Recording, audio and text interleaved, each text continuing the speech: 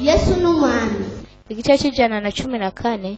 Mugira mwumvirize ubutumwa bwiza mushikizwa na Pastor Jackson Nkeshimana. WhatsApp yiwe ni 76 96 96 96.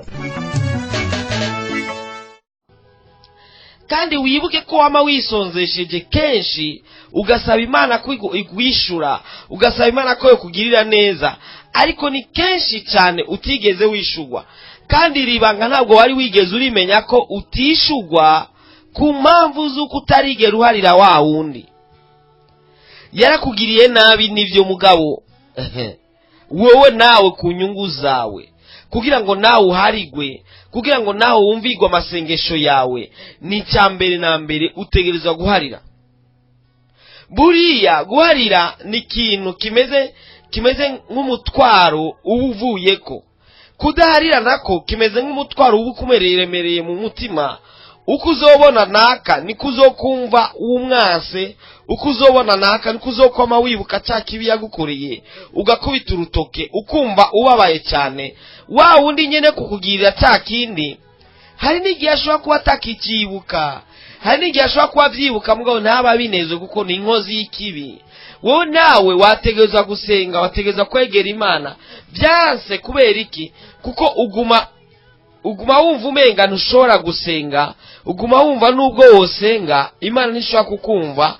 Ndetse n'ijambo ry'Imana bitubwira ko imbere y'uko usenga ubanza uharire wa wundi yakugiriye nabi. Mu isengesho rya Data wa twese harimo ijambo ngo uduharire nk'uko natwe tuharira abandi. Nukuvuga ko natwe twategerezwa, si bisanzwe, niko kamere kacu natwe twategerezwa kuba dufise, guharira abandi bakugiriye nabi. Naco bitwaye nubwo yagusamburiye kw'inzu, naco bitwaye nubwo yatabaguye impuzu zawe, naco bitwaye nubwo yakuvuze nabi mu bandi, naco bitwaye nubwo byabaye kuriya kuwa kundi byabaye. Uzi hari abantu bazi gukora ikibi, hari abantu bazi gukora ikibi kandi bikomeye cyane. Umunsi umwe nariko ndigisha kino cigwa cyo guharira, nigisha abantu bahoze ku rugamba, maze ndabaha akarorero, ndababaza iciyumviro, ndibaza nawe ndakikubajije. Nabaje ni none nk'umuntu yoba yakugiriye ikibi,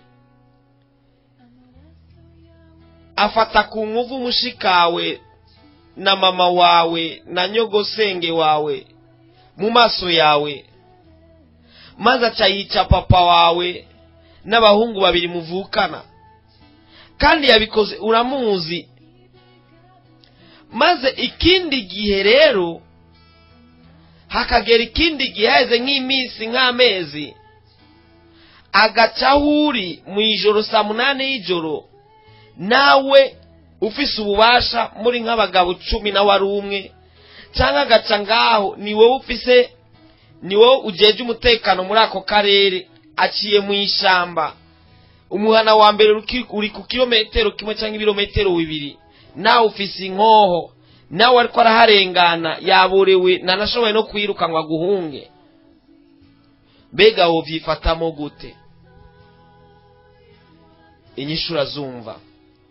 Ndiko ndigisha uko, ikindi gihe nariko ndigisha ikigwa kandi cyo guharira, ndibuka umudamu umwe yaciye arira mosozi, ambwira ati jewe uwishe umugabo wanje, ati yamwishe kandi aranavyihaya, ati mugabo rero igitangaza, ataze nk'amezi angaha mwishe, ati yaciye agwara antuma ko ngonze kumusengera.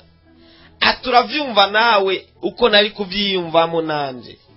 Muhejeje kumviriza ubutumwa bwiza mushikizwa na Pastor Jackson Nkeshimana. WhatsApp yiwe ni 76 96 96 96. Urashobora kandi no kubusanga kuri Facebook yiwe cyangwa YouTube yiwe. Ukaba wahezagiwe murungikire n'abandi.